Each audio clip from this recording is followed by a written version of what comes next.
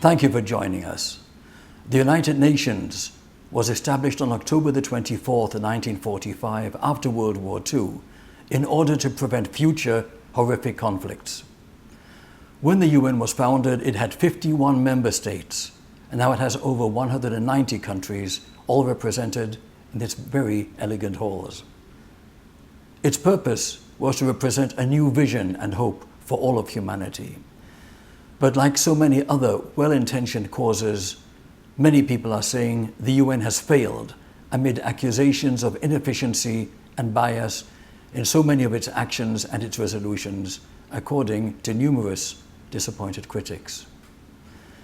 Despite being the only democracy in the Middle East, Israel is constantly subjected to more criticism and condemnation at the UN than any other nation, including countries that systematically kill their own citizens or deny them their most basic human rights.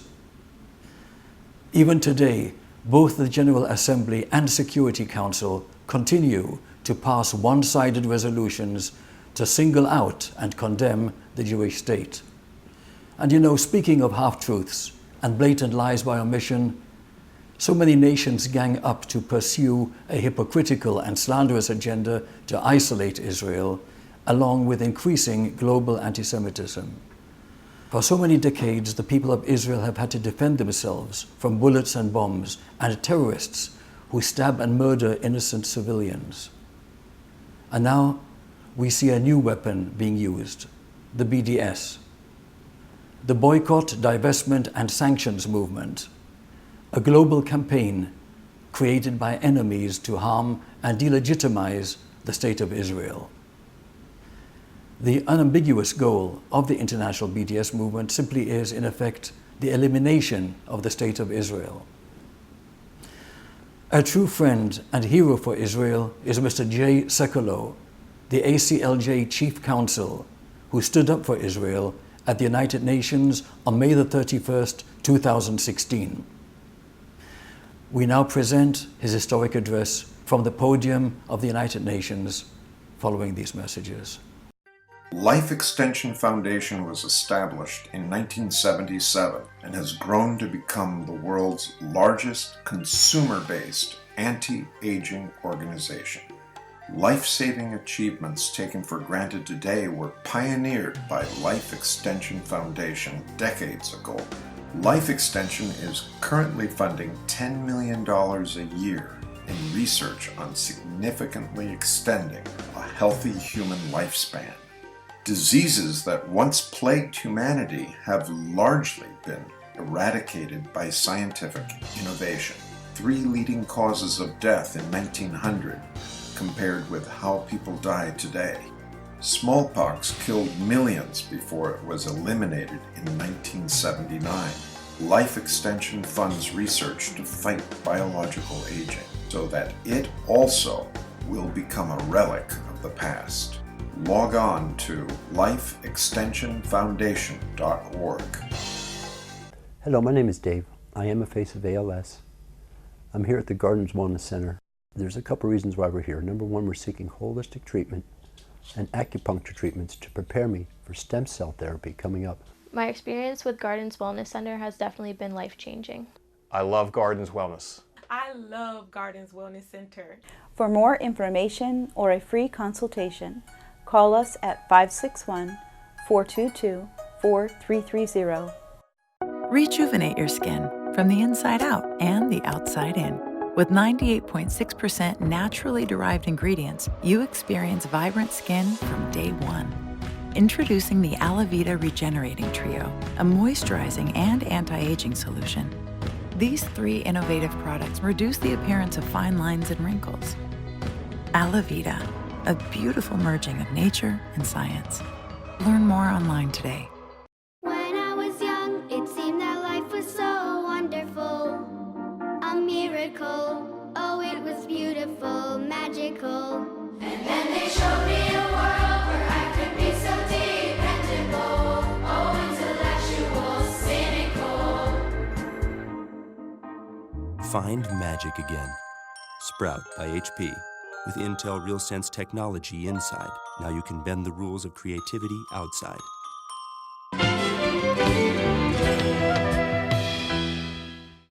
Hi everybody, welcome to the United Nations General Assembly. We are literally minutes away for the beginning of a major event at the General Assembly of the UN. I'm going to be presenting the case against the attempt to boycott, divest, and sanction the state of Israel, what's called the BDS movement. We've talked about it on radio and on television as well, but we're actually taking you inside the United Nations today, where you're going to see I'll be making an address to the General Assembly. So this is a historic moment. ACLJ became a member of the United Nations as a NGO, non-governmental organization, a decade ago.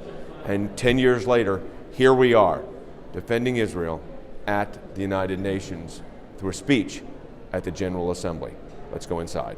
Now, divestment resolutions have poisoned over 50 college campuses, and dorm rooms have swastikas painted on them. BDS has led a campaign of fear and intimidation, targeting Jewish and pro-Israel students and shutting down debates in colleges and universities. The American Center for Law and Justice is leading the fight against BDS in the legal arena, standing up for freedom of expression and against discrimination on U.S. campuses and beyond.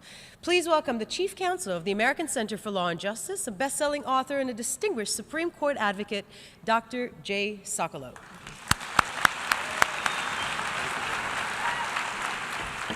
It's a pleasure and an honor to be with you. You saw the video. You saw what goes on in the campuses. Mr. Ambassador, Your Excellency, Justice Rubinstein, Justice Amit, Ambassador Lauder, friends, what you saw in that video taking place on America's college campuses is unacceptable. It is unacceptable.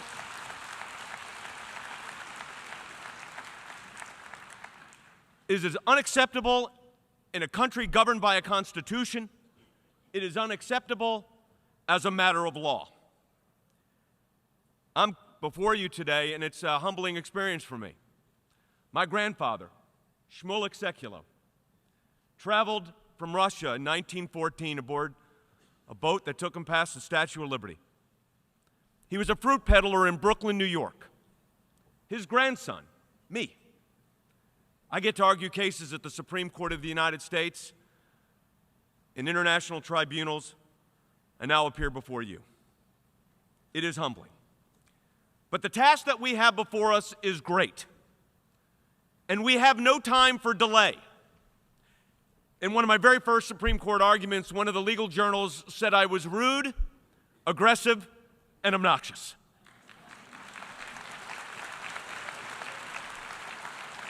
That's what my mother did too. She applauded at that. We won that case unanimously. And in 2009, we opened our permanent office in Jerusalem. 1 year later, I found myself before the International Criminal Court in The Hague, the ICC. The Palestinian Authority, much like the BDS movement of today, sought to utilize an international tribunal for one purpose, and one purpose only: to delegitimize the Jewish state of Israel.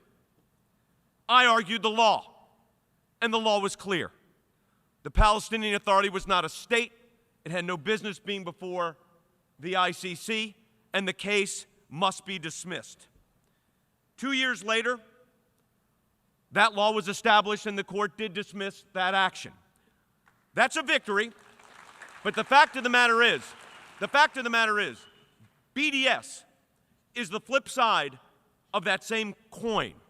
We call it lawfare, utilizing the legal system to delegitimize a people or a group. Now, this is an ongoing battle. At the ACLJ, along with our partner organizations, we put forward a four-part strategy. First, expose the true nature of the BDS movement for what it is, and make no mistake about it. It is not a civil rights movement. It is a movement with one aim and one aim only.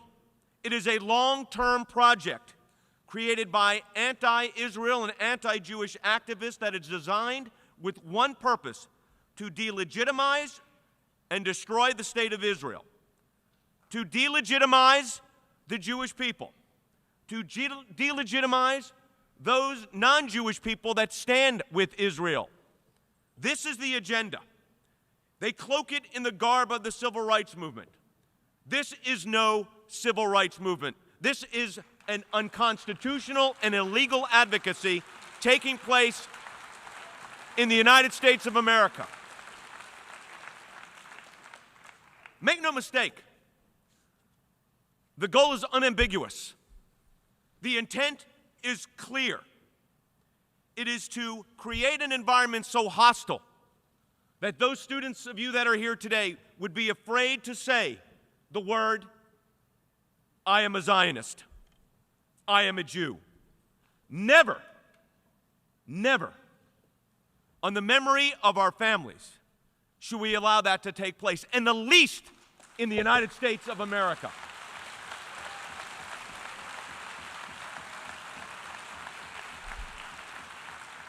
In the past year, ACLJ lawyers have briefed 30 state legislatures on passing laws specifically to protect students, businesses, and others from this boycott, divest, and sanction scheme. We believe that this year we will see that legislation passed in a number of states. I want to talk about the legal issues. You know, I make my living practicing law. I have represented a variety of groups around the globe. We have offices in Strasbourg, France, Jerusalem, 2 in Africa, in Moscow. But in the United States of America, we are seeing right now a marked upswing on college campuses and universities, this targeted BDS. And it comes in multiple forms. It is sometimes aimed at a student who merely speaks out, exercises his or her free speech right. One of those students from Loyola University is with us today.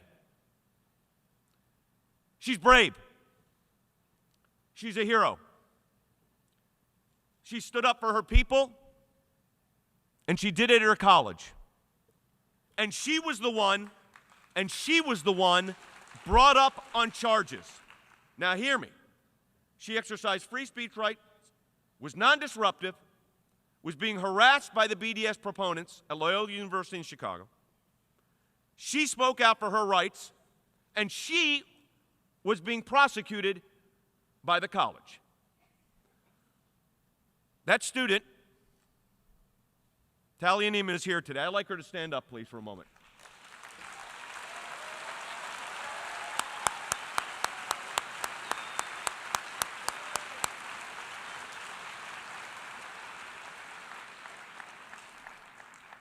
We had the privilege and honor to work with her, to put the college, the university on notice that you better read your own rules. You better read your own regulations. You better read your own accrediting agency's principles, because it does not allow targeted discrimination because someone is Jewish or pro-Israel. And that fact, by the way, got Loyola to back down. That's some good news. But let me take it a step further. It is not just students. There are professors. We are handling a number of those right now. Some of those professors are Israeli. Most of them are Americans. Most of them, but not all of them, are Jewish. They have stood up for their rights as well. I'd like to recognize another professor that we successfully represented who stood for his principles, spoke out on behalf of the State of Israel, was going to be sanctioned, is no longer being sanctioned. Professor Andrew Pessin is here as well. I'd like Professor. He's in the back. Thank you, Professor, for taking the stand you did.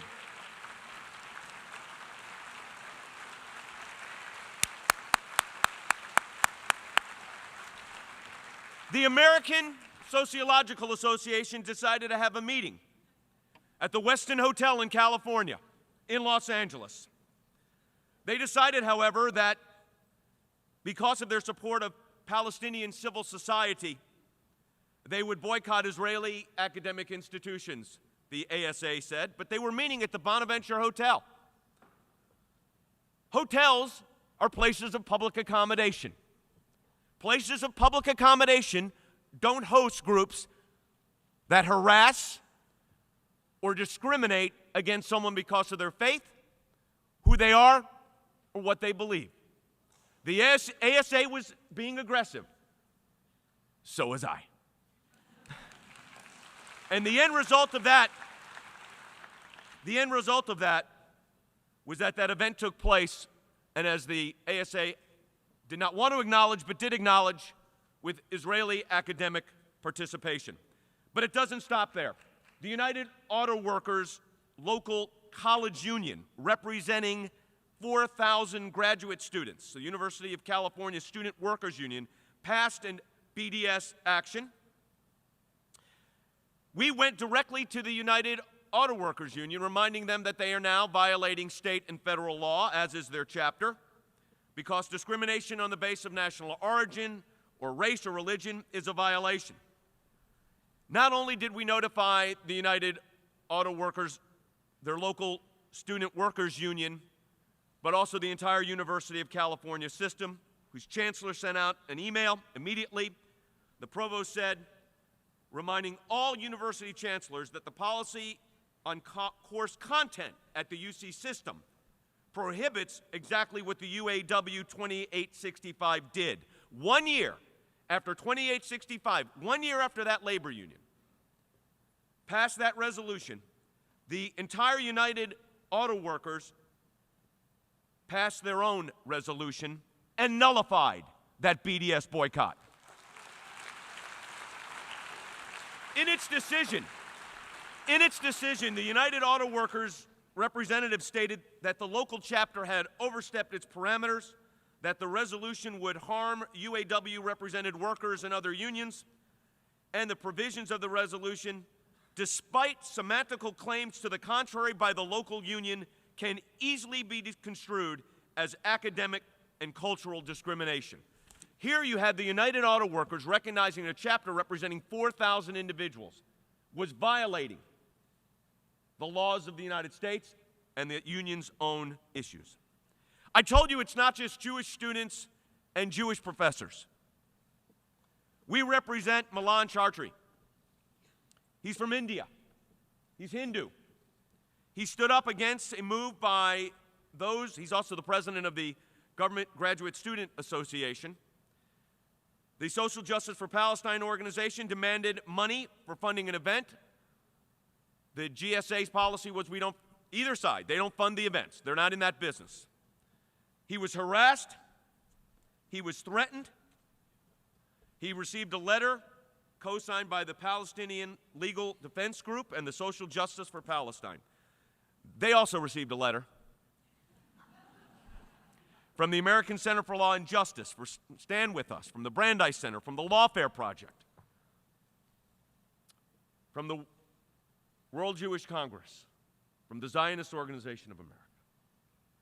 And that letter said, knock it off. You don't get to do that. You don't get to do that in the United States of America. City University in New York, right here,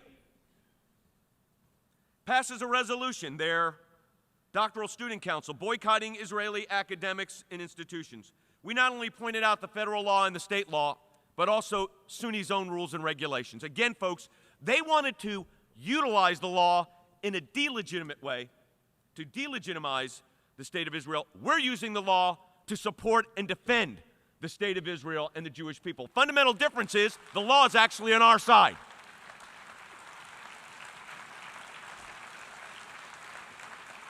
On May 10th, the Chancellor, President Milken, responded to us in saying, do not worry.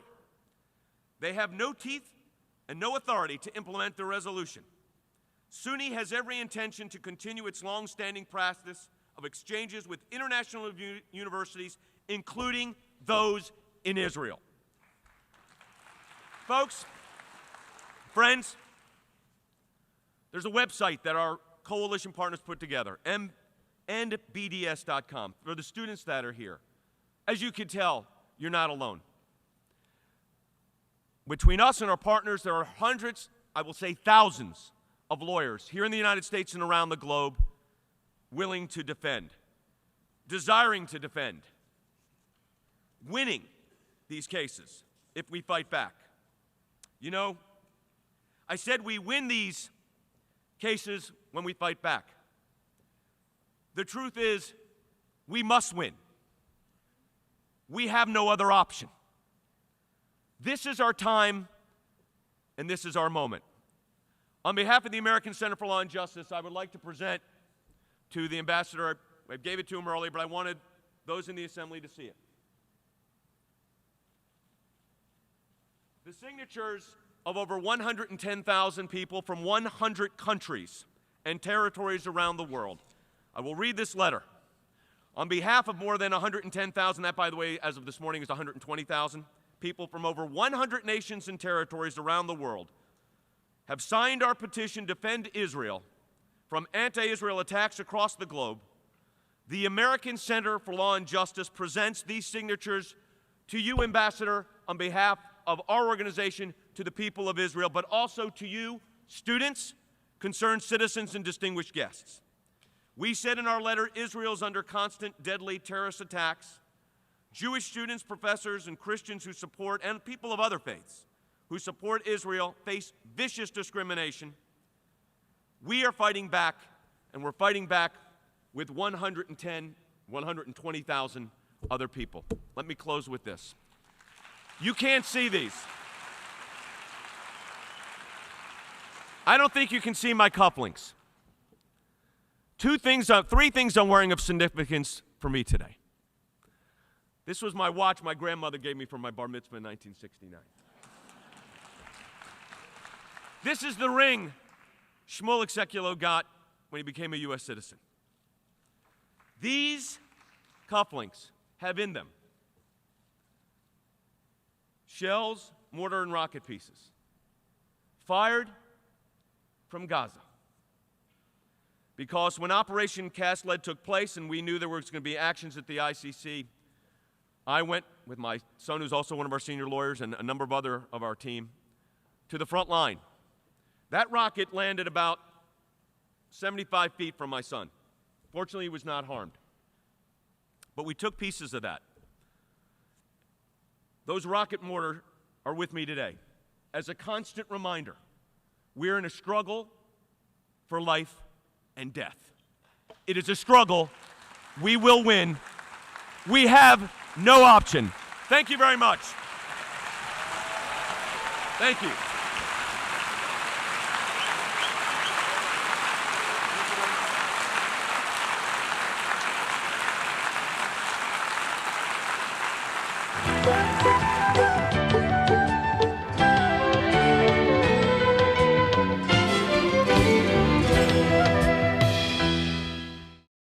Good evening. My name is Julia Rifkin, and I'm the president of Aggies for Israel. Here we are at the marker of year 3. 3 years is a long time for an event to continue on this campus. In many ways, divestment has become a legacy. Support or opposition is passed on to new students, and it continues on and on. A legacy can be a beautiful thing, but the reality of divestment is that the only legacy it will leave behind is hate. There are many reasons why this is the case. For one, past divestment resolutions have contained glaring factual inaccuracies. Their origins in the Boycott, Divestment Sanctions movement. BDS is an indisputably anti-Semitic, hate-promoting movement that has hijacked student voices to achieve its hypocritical agenda. That is apparent in this resolution. The fact that the authors of this resolution have neglected to simply check their facts informs me, as well as everyone in this room, that their interest has never been dialogue. 1 month ago, I reached out to the president of Students for Justice in Palestine, requesting a chance to reconcile our differences and foster peace. I received no response. This silence speaks louder than words. It says that the supporters of this resolution have given up on a peaceful relationship. This resolution comes from a place of hate.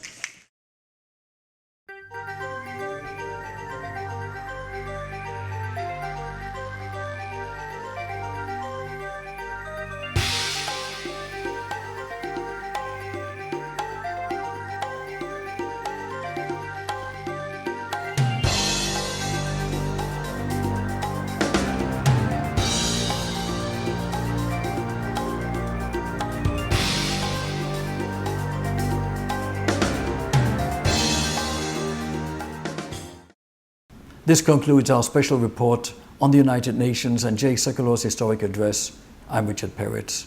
Thank you for being with us.